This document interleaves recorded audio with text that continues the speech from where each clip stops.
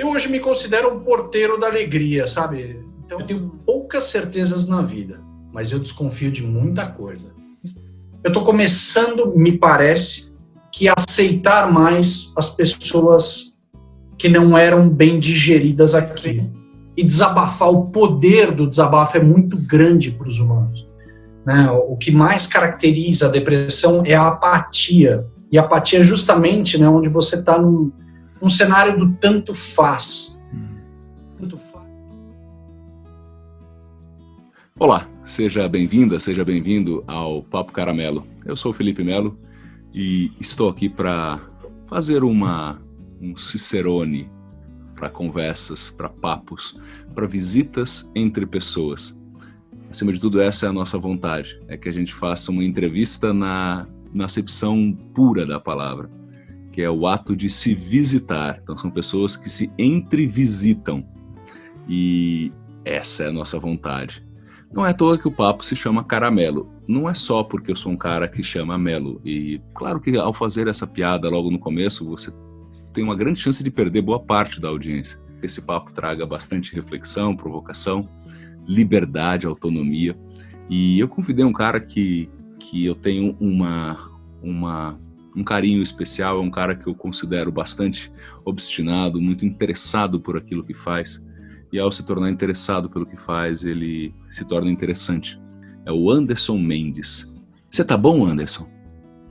Felipe Melo, que alegria estar aqui contigo e bora enfrentar esse super papo humano que certamente virá pela frente aí. Valeu, olha, eu não vou te apresentar, sabe por quê, Anderson? Porque eu quero que você se apresente. Olha só, me diz uma coisa, meu caro. Se vier um ET aqui e falar, meu caro, se apresenta direito, senão eu te levo e não vai ser bom. Como é que você se apresentaria? Velho, você sabe que há muitos anos, uma vez, eu tive a curiosidade de querer que o meu cartão de visita tivesse lá escrito que eu era um porteiro. Porque, na verdade, eu sempre me vi dessa forma de servir e, principalmente, de abrir portas. Portas para mim, portas para os meus clientes e tudo mais. Então, somado àquilo que, né, a gente se conheceu através do universo lúdico do palhaço, onde eu aprendi muito aí dentro do Canto Cidadão, em outras casas também, eu hoje me considero um porteiro da alegria, sabe? O teu livro e o teu documentário têm o mesmo título e eu posso dizer que também tem a mesma missão? É exatamente a mesma missão, que é justamente de falar de forma clara, sem melindres, de uma forma muito transparente, a respeito do universo da saúde mental, transtornos mentais, do quanto a gente precisa buscar ajuda especializada. Não vou falar que Felipe Melo foi um dos pilares, eu tomei uma vaia desse cara quando eu falei essa história, queria engrandecer o nome dele e tudo mais. Então, Felipe Melo e grande elenco, né, com o Cortella, com o nosso querido professor Clóvis de Barros, a Monja Cohen, Márcio Atala, uma galera especializada. Agora, a relevância para este cidadão aqui, por isso que eu falo sobre isso, porque você, assim como o Wellington Nogueira, fundador da Alegria, para mim vocês devolveram a possibilidade de enxergar a felicidade no dia a dia, através do universo do palhaço. Então, para mim, particularmente, vocês têm tanta importância quanto esses grandes nomes aí. Te agradeço bastante e você vai ganhar na sua casa um kit do nosso patrocinador. Mentira. Vai ganhar um abraço quando eu puder te abraçar. Suspeito que a gente vai mergulhar um pouquinho nesse universo, embora neste papo, nessa entrevista, como eu disse, que não é uma entrevista que se pretende aquela de caderninho ali do procedimento, em que um pergunta e o outro responde, mas na verdade é uma visita entre duas pessoas que se demonstram, ao menos um ao outro, e a gente se percebe nesse sentido, pessoas que estão interessadas em, como diz o querido Clóvis, buscar uma vida que vale a pena ser vivida, né? E de alguma forma também estimular para que outras pessoas também encontrem os seus caminhos. Como é que você quer que esse papo termine, Anderson? Se a gente fosse fazer aquele jogo de começar de trás para frente, como é que terminaria? Quais seriam as nossas últimas duas falas deste papo?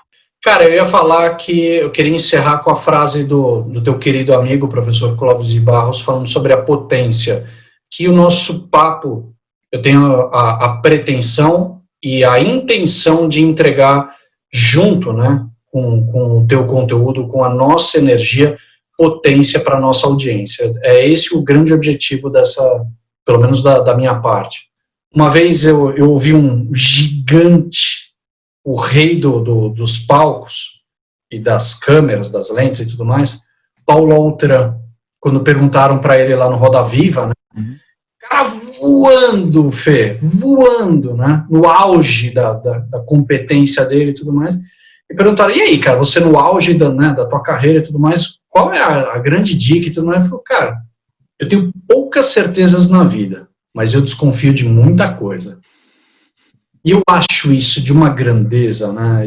E aprendendo com... Hoje os filósofos estão em alta e tudo mais, em discutir e rediscutir as tuas verdades, colocar sempre isso dentro de um liquidificador que sempre está em movimento, né? A tua verdade de hoje é a tua dúvida de amanhã. Eu acho isso tão legal, cara.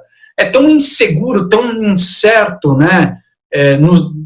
A insegurança, de certa forma, nos leva no final dessa rua, muitas vezes, para o medo, porque a gente gosta de ter, né, as coisas concretas, as fórmulas mágicas. Tem essa coisa das definições, das determinações, e, de novo, provocando com as palavras, né? Definir é colocar fim. Definir, determinar é colocar término. Talvez isso fosse, de certa forma, compreensível quando você tinha um mundo que estava consagrado à repetição, né? Porque você não tinha uma impermanência como a gente tem nas últimas décadas, eu poderia dizer até nos últimos 2 séculos, talvez, que foram mais impermanentes do que o resto de muitos e muitos outros milênios, né? Porque você imagina as mudanças que nós vivemos.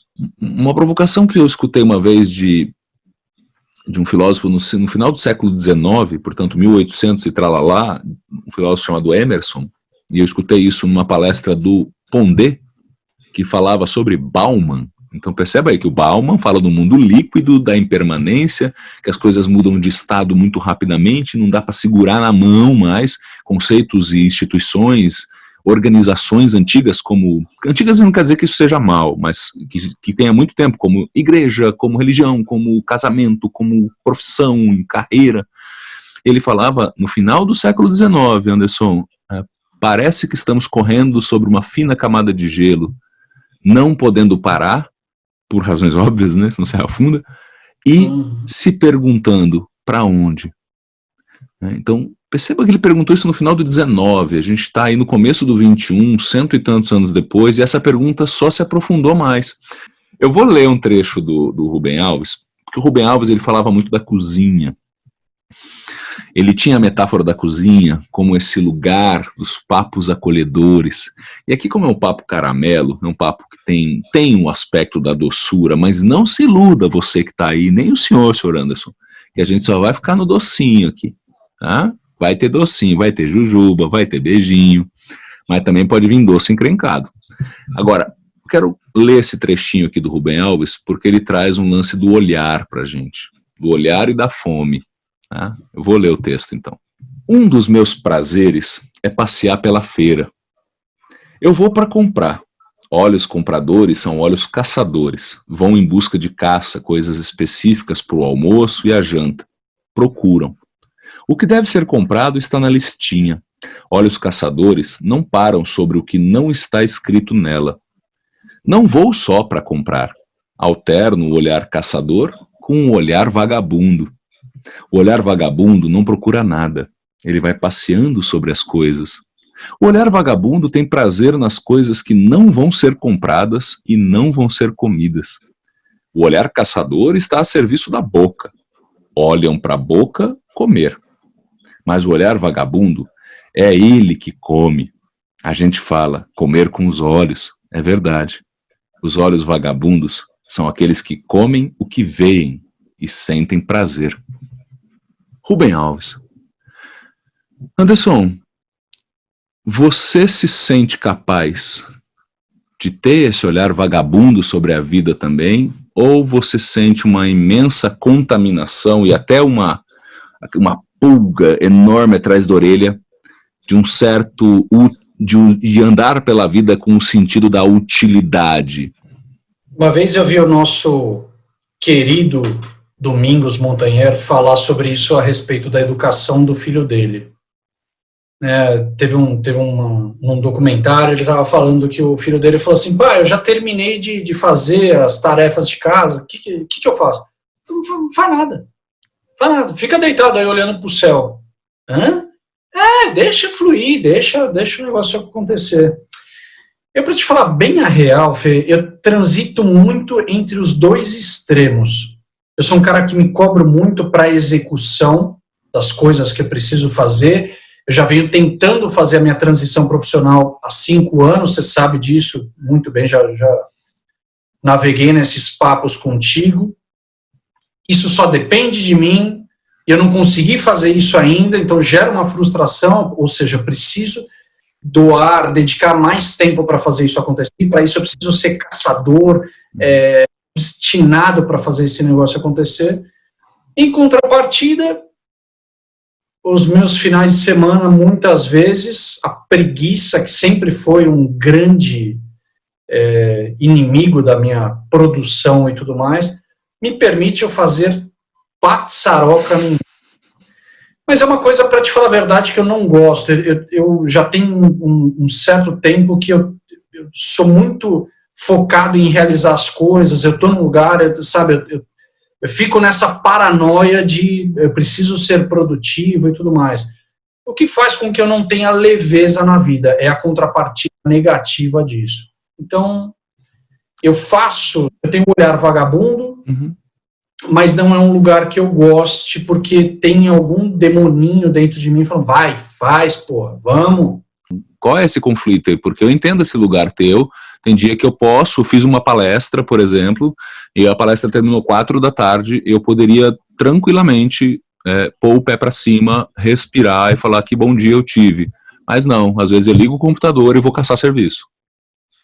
Não, mas para mim não é nem um ponto nem o outro, é a vontade de querer fazer com que o Instituto Gente Feliz, que é uma empresa social que eu estou tentando levantar há bastante tempo, não consegui até agora. Então, eu preciso produzir conteúdo, eu preciso escrever para as coisas, é o livro, é a série, são diversas coisas que aquilo, muitas vezes, vai te criando várias demandas que eu preciso fazer.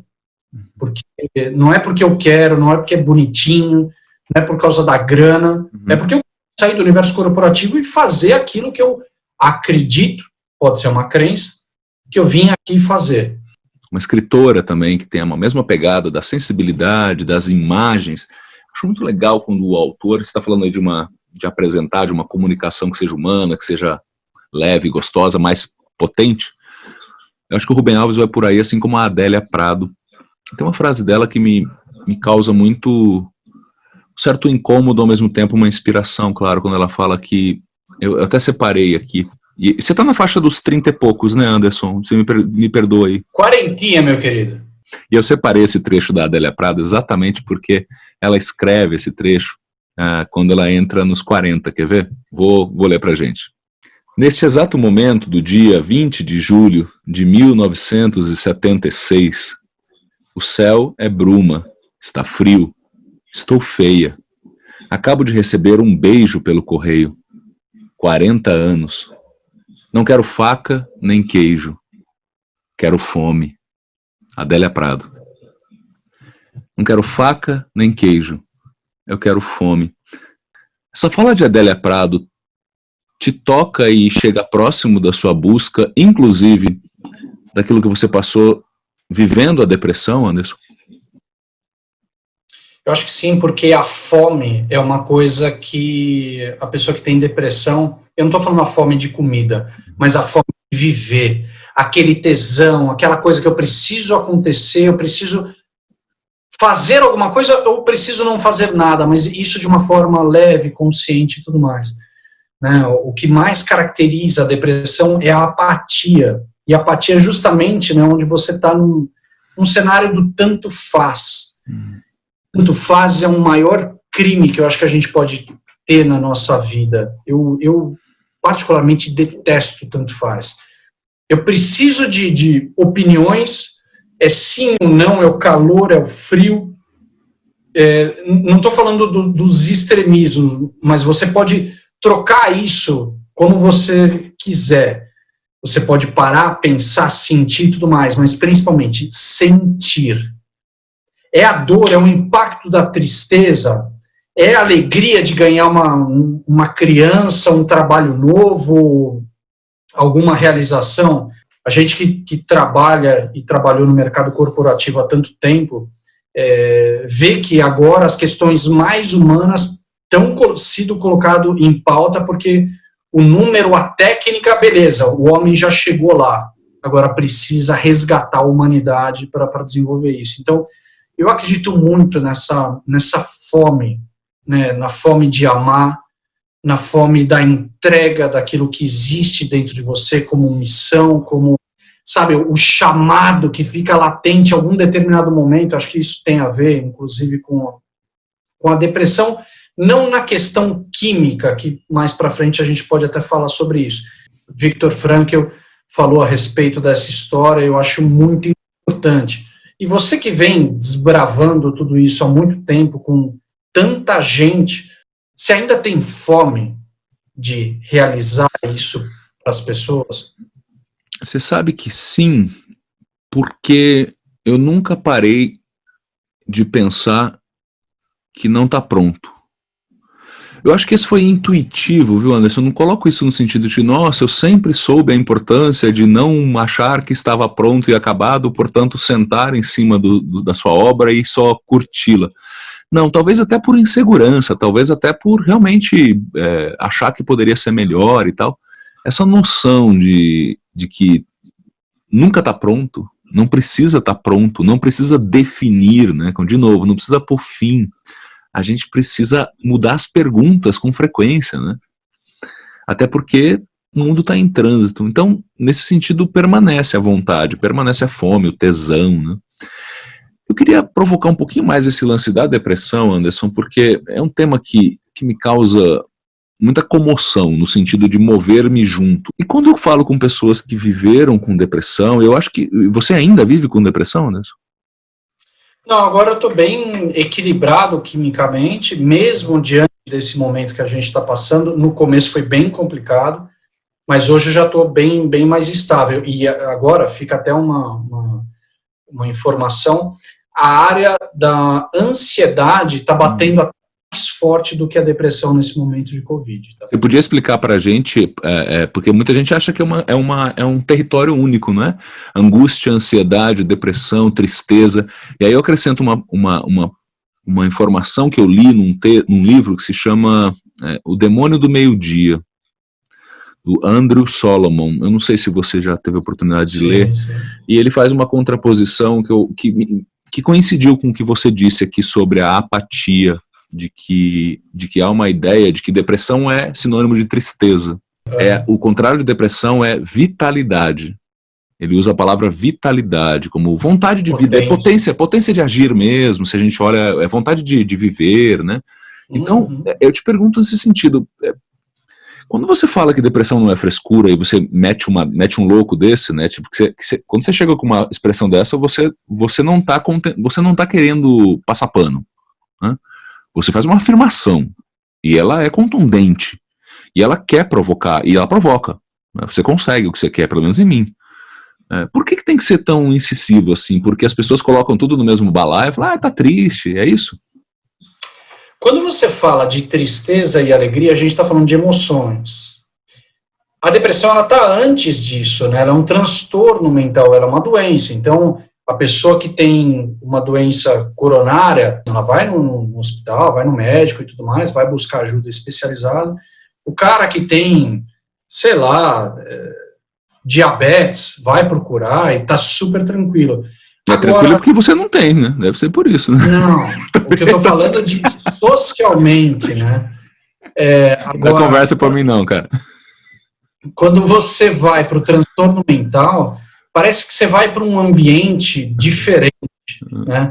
Vou te dar um exemplo. Essa semana eu estava conversando com os professores da rede pública da cidade de São Paulo.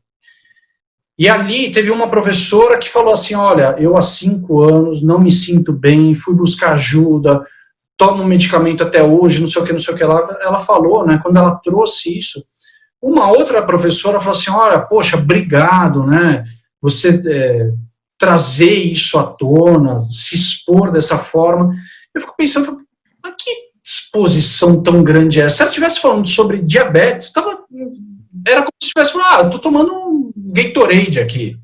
Não tem novidade nenhuma. Agora, quando uma pessoa fala sobre um transtorno mental, né, a gente tem tanto a pessoa que fala, quanto a que recebe, gera uma comoção, que você está falando, gera essa empatia. Daqui a pouco eu já vou entrar com mais propriedade com relação a essa parte, que eu acho muito importante, até para auxiliar uma pessoa com depressão, ansiedade, qualquer tipo de transtorno mental.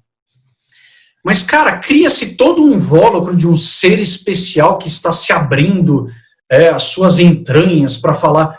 Não, gente, muito menos, sabe? Eu tenho depressão, assim como eu tive gases. Então, sabe, são coisas que eu preciso buscar ajuda especializada. Eu tomo medicamento, parei de tomar medicamento, comecei a fazer terapia, comecei, através do universo lúdico do palhaço, a começar a viver melhor. Pô, isso não me transforma num santo, nem num demônio, sabe? É muito menos isso. Então, primeiro ter esses entendimentos das emoções, quais são as funções delas e tudo mais, alegria, tristeza, beleza, né? Então, você consegue vivenciar quando você tem equilíbrio dentro do teu organismo, você consegue experienciar o que as emoções, o nojo e tantas outras emoções conseguem te proporcionar. E a depressão, a ansiedade que muitas vezes pode vir dentro do kit depressão, ou seja, ser um sintoma físico, né, da depressão, ou não, a ansiedade como um transtorno efetivo, com todas as suas peculiaridades ali e tudo mais, com seus sintomas físicos e psíquicos específicos dentro dessa história. Agora, por exemplo, quando você fala da empatia, é o lance do seguinte, a pessoa está com você está sentindo que a pessoa está sofrendo. Chega junto, senta se a pessoa estiver sentada, deita se a pessoa estiver deitada. Não fica numa posição contrária. Em termos de comunicação, a gente, em primeiro lugar, precisa estar 100% nivelado. Depois disso, se a pessoa... Se você começa o papo com oi, tudo bem, o que você vai receber de volta? Tudo bem, tudo bem. Quando eu vejo que uma pessoa está nesse sofrimento, o que eu normalmente faço? Além de, em primeiro lugar, estabelecer essa relação de igualdade, eu vou compartilhar com ela uma dor latente, uma dor muito real, que acontece ou que aconteceu comigo. A partir desse momento que eu me desnudo, que eu compartilho a minha vulnerabilidade, a pessoa começa a se sentir segura para estabelecer essa relação de igualdade. A partir disso, ela começa a trocar. E quando ela troca, quando a gente começa a ofertar a ela soluções, a gente já está saindo da empatia novamente. A gente já sai como um doutor, guru, do auge da nossa sabedoria, poderia lidar melhor com aquilo. Não sabe e poderia lidar igual ou pior do que aquela pessoa está fazendo. O poder da escuta, em você ouvir, não emitir nada, nenhuma reação na tua expressão aqui facial ou na tua expressão dos teus gestos, porque isso pode quebrar a confiança, essa sintonia fina que está sendo estabelecida. Ou seja, faça cara de alface e receba o que a pessoa tem para te dizer. Sem oferecer essa contrapartida. Isso estabelece um ambiente de segurança. E muito importante, quando você estiver disponível para fazer isso para a pessoa, ponha essa de forma desligada. Chegou um WhatsApp para mim aqui, só um instantinho aqui. Obrigado pelo carinho.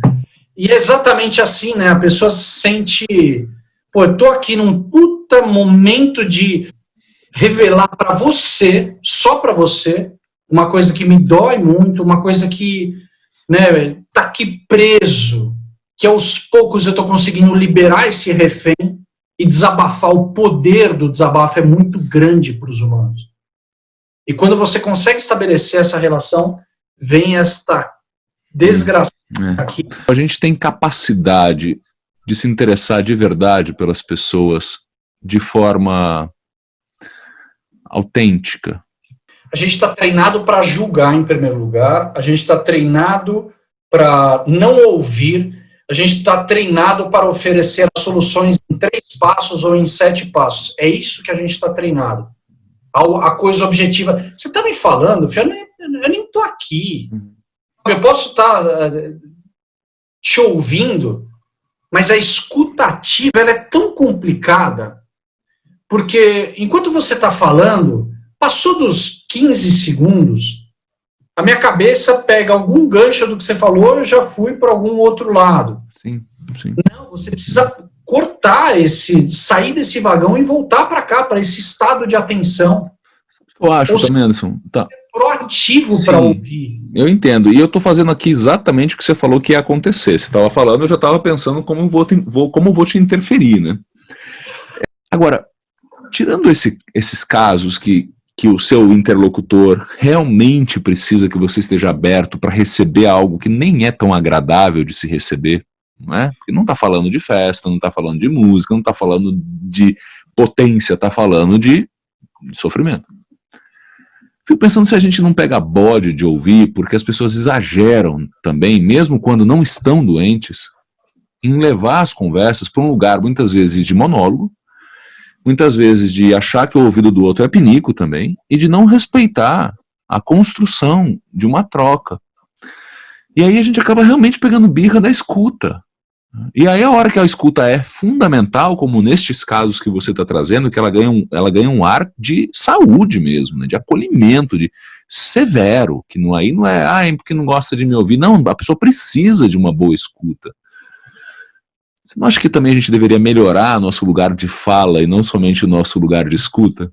Porque no cotidiano a gente não se interessa um pelo outro direito, porque a gente também não é tão interessante assim, a gente não se faz interessante, a gente se atropela no dia a dia.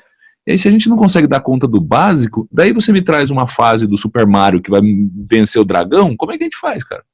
Quanto daquilo que a gente fala é dispensável, né? Quando você é palestrante, em 1 hora de conteúdo que a gente fala, quanta sabedoria, quanta grandiosidade que a gente fala. Cara, será que daqui a 1 hora uma pessoa vai lembrar de uma frase que a gente falou? Uma frase. Imagina quanta... É a esperança que a gente tem, né? É a esperança. E é para isso que a gente tenta fazer um trabalho que eu estava provocando que talvez a gente tivesse que fazer em maior escala mesmo, de qualificação da fala, também para alimentar a vontade de escuta. Porque senão a gente fica nessa, não, as pessoas têm que me ouvir. Tirando o caso da pessoa que precisa de um ouvido como um tratamento mesmo, né? E eu coloco com todo carinho nesse sentido. Por que as pessoas têm a obrigação de te ouvir se você também não se faz interessante? É claro que eu estou jogando pesado aqui, mas para a gente tomar cuidado com o que a gente fala também. Vamos para a rede social então. Para o quê? Para ganhar o quê, Felipe Melo? Me fala aquela frase que eu amo, que eu ouvi através de você. Me fala. Quantos likes você precisa para ser feliz? Meu menino. Anderson, nós vamos mergulhar no universo dos doces agora. Você tem algum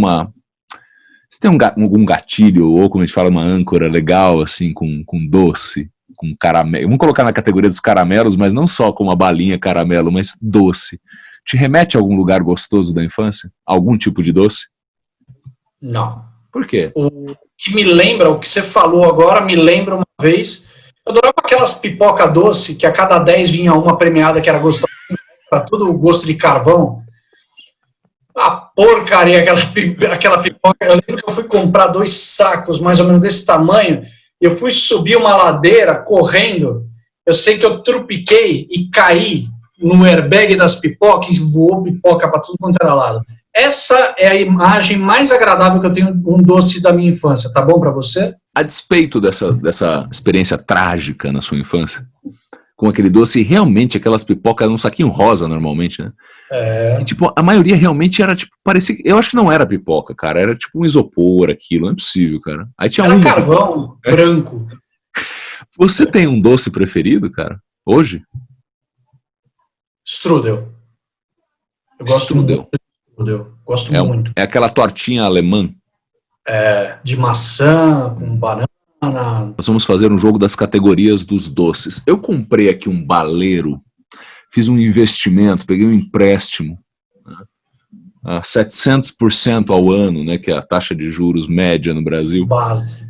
E aqui eu coloquei 5 categorias de balinhas. Nós temos as balinhas cor-de-rosa, azul, laranja, amarelo e verde. Eu vou girar aqui e naquela que parar, eu vou dizer qual a categoria e eu vou te fazer uma provocação. Podemos começar? Girando, girando, roletando. Vamos ver então.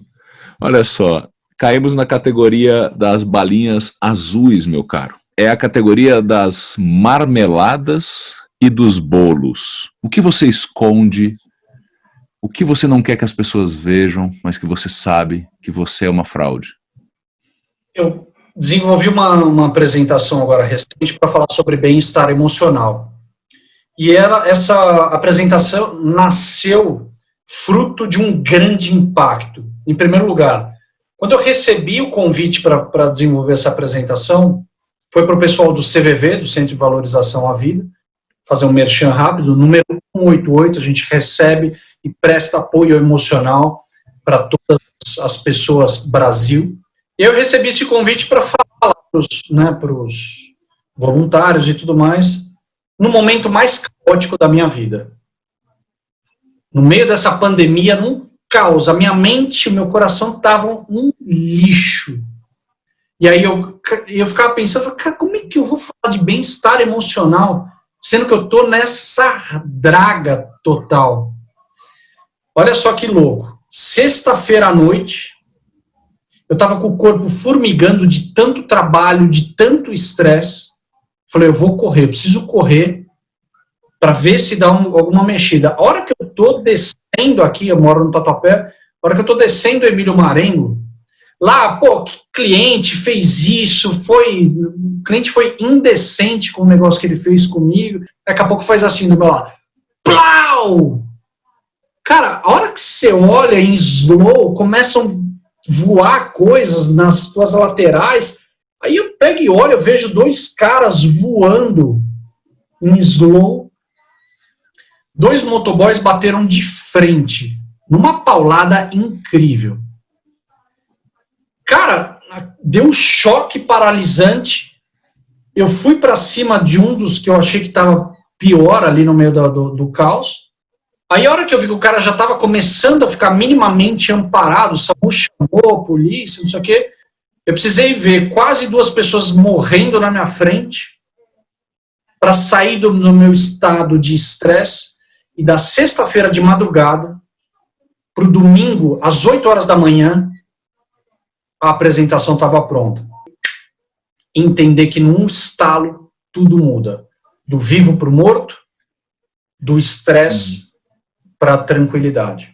Você já deu bolo em alguém? Para valer, assim, um bolo para valer? Mas você pode escolher que tipo de bolo. Se é bolo romântico, se é bolo financeiro, mas você já deu bolo em alguém? Bom, bolo financeiro, em Portugal estou com um boleto razoável lá. As coisas estavam se ajeitando lá em Portugal, morei lá por 4 anos. Eu peguei uma grana para reformar a casa. Eu lembro de ter pego, acho que 2.000 euros no banco lá, do financiamento e tudo mais. E aí passou 20 dias, alguma coisa assim, eu fui comemorar o meu aniversário na zona turística lá do Porto, que é justamente no Rio Douro, que de um lado fica o Porto, do outro Vila Nova de Gaia. E ali estourou uma briga, onde bateram na minha mãe, na minha ex-esposa e em mim. Saí de lá sangrando e tudo mais. Fiquei 30 dias deitado na depressão, naquela crise compulsiva que eu só chorava, não conseguia sair da cama. Eu não tinha mais força para recomeçar. Naquela altura, inclusive, os planos eram, em 6 meses, ir para a Inglaterra.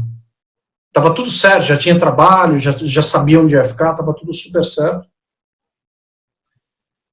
E eu tive que abandonar essa ida e voltar para o Brasil, para o berço, porque eu não tinha mais força. Tua mãe apanhando, puta, ali foi duro. E ali eu tive que sair de Portugal, às pressas, deixei as coisas como elas estavam lá, incluindo o financiamento. Então eu dei um bolo financeiro de 2.000 euros, que hoje está em 10.000 euros, e sincero e honestamente não vejo a menor previsibilidade de fazer o pagamento dessa história. Bem, então aí avisando o pessoal aí de Portugal que está acompanhando a gente, que está dado o recado. Agradeço Banco Espírito Santo, que faliu, inclusive, eu ajudei a falir o banco. Menos. Eu acho que não foi para tanto a sua participação na falência. Não, é verdade. Somado 2.000 euros mais o caminhão de gente devendo lá para os caras, a gente levou o Banco Espírito Santo pro buraco. Caramba, real. Se vocês conseguiram levar o Espírito Santo pro buraco é porque o negócio foi pesado. Vamos para a próxima categoria aqui, meu caro. Olha aqui, ó, saiu a categoria das balinhas, caramelos laranja. A categoria laranja é a categoria onde está exatamente chocolate com pimenta e para ter um pouco mais de malemolência, house preto. A categoria do chocolate. E se você não entende por que a gente coloca, fala, todo mundo fala do house preto, vai pesquisar, porque tem gente que não sabe, cara, é normal, tem gente que não conhece, né? House preto é utilizado para determinadas aguçamento dos sentidos quando você visita regiões íntimas alheias, poderíamos dizer assim? Sexualidade é o que está por trás dessa categoria, tanto quanto alvissareira e sexualidade na tua vida, sexualidade na vida da pessoa com depressão, aproveitando o gancho. Como que é, com e sem depressão, o tesão sexual para você? Com depressão, primeiro foi muito difícil com a parte do medicamento, porque, por exemplo, dificultou muito, e eu já vi isso, N relatos a respeito disso também, a demora para o orgasmo, demora e muito. Ou quando você é adolescente, o que mais você quer é demorar, né, ter a performance ali de um ator pornô. Mas a hora que cai a tua ficha, a hora que você não quer ser mais um ator pornô e você quer simplesmente ter uma relação de qualidade com uma pessoa que você ama e tudo mais, é difícil, é complicado. Esse na parte quando o medicamento está envolvido. É claro que cada organismo reage de um jeito, aquela coisa toda, mas comigo foi feito dessa forma. E sem o medicamento com a depressão, o tanto faz, né? Você não ter o estímulo sexual, que é uma força muito grande dentro da gente. Eu tento hoje, que eu estou solteiro, por exemplo, pegar essa energia sexual e colocar ela para minha realização. Porque senão eu me perco. Eu preciso trabalhar a mente e colocar diversos elementos para fazer com que as coisas possam andar no eixo. Para eu me tornar dependente sexual, se eu tenho uma boa companheira, eu já vivi isso e foi uma situação ruim. Então o sexo eu tenho uma relação às vezes, de amor e ódio com ele. Vamos para mais uma categoria, depois a gente vai para a reta final do programa, meu caro Anderson, porque você e eu temos mais o que fazer também na vida. Verde, está no meio do verde para o rosa, mas eu vou ser mais justo aqui no verde. A categoria do sonho. Fala um pouco para mim, meu caro, a importância de sonhar, quanto você realmente acredita que teu sonho vai virar realidade. Este sonho que você quer usar como exemplo para responder. Primeiro eu vou fazer um rápido paralelo. Sonhar com depressão e sonhar sem depressão. Sonhar com depressão é um sonho esfarelado, um sonho cinza, é um sonho que não se materializa, porque muitas vezes você está naquela relação do tanto faz. Eu estou falando de sonhar não do psique da noite, aquela coisa sim. Do sonho. Né? Você está falando de planos, de metas, objetivos. Exatamente. Agora, o sonho, quando você está acordado para a vida, disponível para viver, enfrentar as dores e os sabores de um bom sonho, que vale a pena ser vivido. Puta, isso faz o coração não bater, mas batucar, isso faz você ficar ereto, isso faz com que o teu pelo suba, que os teus olhos brilhem. Isso, para mim, não tem... Uma vida sem sonho é uma vida que... Então, só por isso que você já falou, tem um valor enorme em sonhar, ainda que ele não se torne realidade? Sem dúvida. Porque se tornar realidade é uma coisa que muitas vezes não depende da gente. O que está sob o nosso controle, eu acho que o mais legal disso é o exemplo da disciplina. A disciplina vem justamente para mostrar para a gente o seguinte, te entregar aquela sensação de você fez o que precisava ser feito.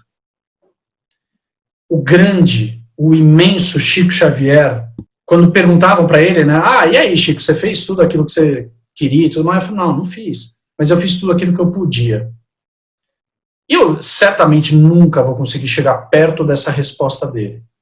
Mas saber que eu dou alguns passos, eu engatinho como um bebê em direção ao meu sonho, isso eu faço. Isso eu tenho a segurança e a tranquilidade. Como eu não sou gigante, e talvez nem tenha a pretensão de ser, dando essas trupicadas em destino ao meu sonho, para mim já fazem com que o meu coração fique feliz e falo, cara, tô feliz com os caminhos, com a trajetória que eu escolhi até aqui. Então, tá valendo. Hoje tá valendo. Até os meus 33 anos não valia. Eu não tô nem aí. Eu vou correr em direção para aquele portão.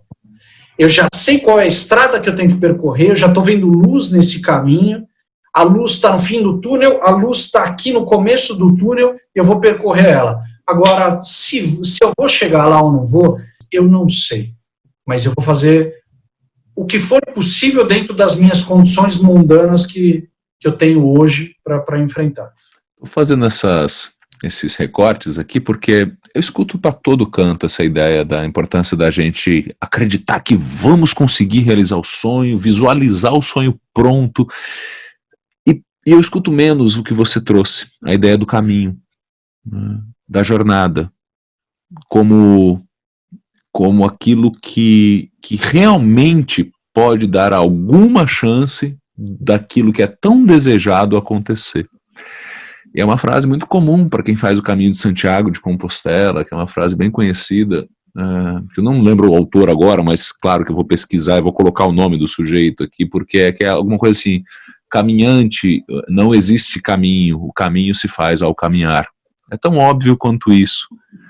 Mas às vezes a gente fica tão impregnado da ideia da realização, parece que as coisas só fazem sentido quando elas se tornam reais, e talvez a gente esteja fragilizando aquilo que dá chance para a coisa ser real. Porque senão a gente quer ir da base para o edifício, para a obra pronta, né? Sem ver nessa metáfora tão simples, mas veja o que dá de trabalho construir algo que, inclusive, que se sustente, né, Anderson? Porque estamos falando também de um sonho, porque será que faz sentido eu chegar perto de um sonho construído de uma forma tão frágil, sem musculatura, que você vive aquilo em um instante e aquilo se esfarela como castelo na areia? Será que a frustração não vai ser, o revés não vai ser pior do que a frustração de não ter? Então, uma pergunta mesmo. A gente nem sabe se vai ser bom, se atingir o resultado, bom para você, bom para o coletivo. Deixa eu voltar para você, essa é uma coisa que eu realmente não conheço do teu coração. Qual o teu sonho? Paz. Começando como o valor da paz. Assim, na minha própria vida, cada vez mais. E a paz não no sentido passivo, não é para aí que eu estou indo. Eu estou indo como um valor humano em que eu consigo ampliar o meu estado de consciência sobre mim mesmo. Saca? Porque a consciência sobre mim mesmo me traz mais chance de equilíbrio emocional. O equilíbrio emocional me dá mais chance de dialogar com aquilo que não sou eu, sabe? De fazer ponte e de ser mais amável, de ter mais amabilidade. Então, para mim, são esses gatilhos.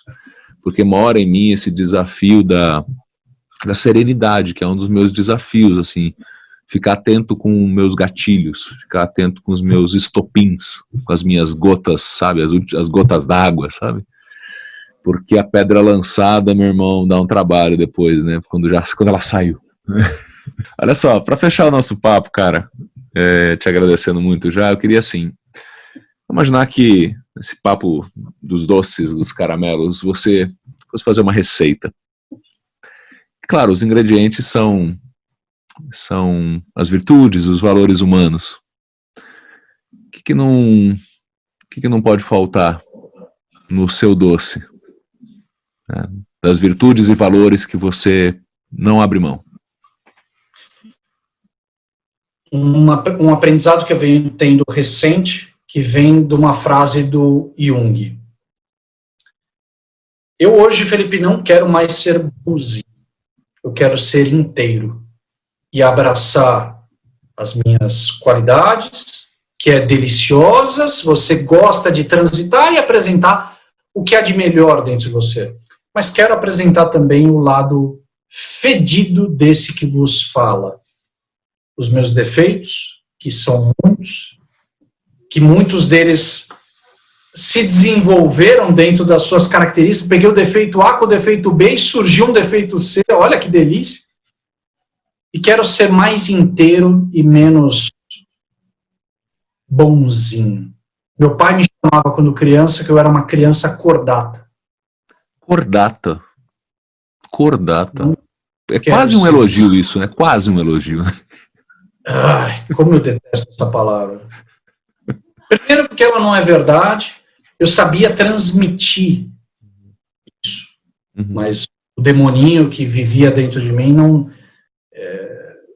sempre ávido pelo carinho, pelo acolhimento, pelos cafunés, não permitia, eu não me permitia. Você acha que custa muito caro a aprovação, e um dos custos da aprovação, dessa forma que você está colocando, é a perda da chance de autenticidade? Autenticidade é um dos grandes problemas. E, para mim, o segundo grande problema é não ser... Se você está numa sala que você agradou, que tem 10 pessoas e você agradou 9, então eu quero mais é que esse 1, ou esse 2, ou esse 3 possam discordar, possam não gostar, possam não ir com a minha cara, e eu posso abraçar esses caras não gostando deles, ou gostando, enfim, mas estando tudo bem, não estar tudo bem. Essa é a minha grande frase, o meu grande aprendizado do ano 2020, no meio dessa cotovelada, com essa chuva de cotovelo que aparece na nossa vida, é exatamente essa. Está tudo bem, não está tudo bem. Na sua doceria, que tipo de gente você permite que coma à vontade, que beba à vontade, que usufrua à vontade? Que tipo de gente é essa que tem trânsito livre na sua doceria? Vou te colocar mais uma coisa aqui que eu aprendi nesta semana. Eu deixava de assistir alguns programas do Porchat, que história é essa, Porchat?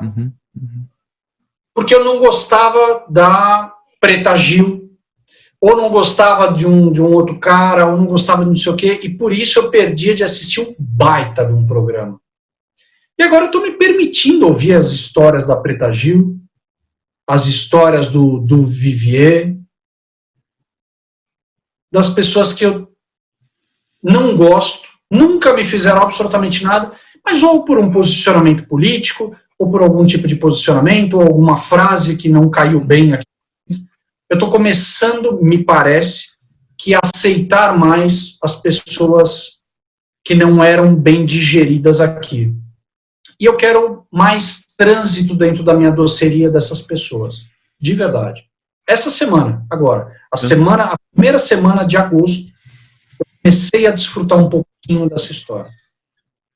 Entendi. E aí, porque é muito fácil, velho. A vida é muito sedutora quando tudo dá certo, quando as pessoas legaisinhas, bacanas, que podem te entregar alguma coisa legal, ou te levar para algum do ponto A para o ponto B, aí é delícia, óbvio, aí não tem novidade. Aí você faz a tua carinha de Barbie, Ken, vai para o comercial de Doriana e vai ser feliz. Eu queria terminar com pedindo para você me ajudar a divulgar o teu trabalho, porque eu digo aqui, há um livro, Depressão Não é Frescura, há uma série. Onde as pessoas encontram esse material, cara? Legal. No site depressãonoefrescura.com.br você pode fazer o download do livro totalmente gratuito. Ali você tem acesso também aos conteúdos. O conteúdo que está disponível dentro do canal, eu estou inserindo no meu próprio canal Depressão Não é Frescura, mas ele originalmente saiu no canal da Monja Coen. Felipe, se quiser colocar no teu canal, fica super à vontade. A Karina Fukumitsu colocou no canal dela lá. Então, foi um conteúdo construído com muito carinho, com muito zelo. O grande objetivo, a intenção com essa história toda sempre foi poder oferecer uma possibilidade, um caminho que muitas vezes para uma pessoa numa condição difícil, não está enxergando, está tudo nebuloso e tudo mais. Empresas que se interessarem pelo seu trabalho de palestras também podem te encontrar.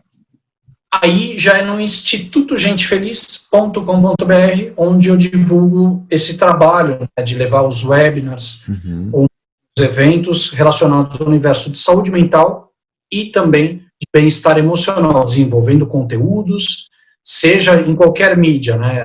Há um tempão atrás, quando a gente começou essa conversa, você disse que gostaria que a conversa terminasse a gente se sentindo mais potente do que quando chegamos nela. Não sei se eu quero saber a resposta, mas vou te perguntar. Foi assim para você? Cara, uma boa. Os nossos papos sempre são, para mim, sempre foram muito transformadores. Sempre me tirou do ponto A para o ponto B, gerando reflexões profundas. O tema do meu próximo livro, eu conheci através de você. Então, eu saio daqui forte, energizado e com uma fome da porra. Mas fome de vida e fome da pizza que está me esperando lá embaixo. Eu espero que não esteja esperando há muito tempo, mas tem uma coisa que é fantasticamente verdade. Pizza requentada no forninho elétrico é ainda melhor do que na primeira vez que chega, né? Pelo menos para mim. Talvez eu esteja falando isso para diminuir um pouco a minha culpa por ter atrasado na nossa conversa, mas eu digo ainda assim... Não houve atraso não vem polêmica. Não, houve atraso para terminar, não para começar, né? Porque o papo foi se desdobrando. E aí eu vou te dizer o seguinte, meu caro... O cidadão não para de falar aqui... mas aí juntou a fome com a vontade de comer, né? Então, te desejo muita fome mesmo, e junto com a fome eu te desejo encontrar muito tipo de doce. Quando a gente fala que é doce, não caiu essa categoria para você, mas normalmente os doces para valer, doce mesmo, é que nem rapadura. É doce, mas não é mole não. Mas ainda assim, traz muita energia pra gente, traz sabor pra gente. Eu te desejo do bom e do melhor. E para resolver um trauma de infância teu, nossos patrocinadores vão te mandar 30 quilos de pipoca doce, tá bom? Obrigado, Anderson. É um prazer. Eu espero que a gente tenha muitos outros bons encontros. Conte comigo.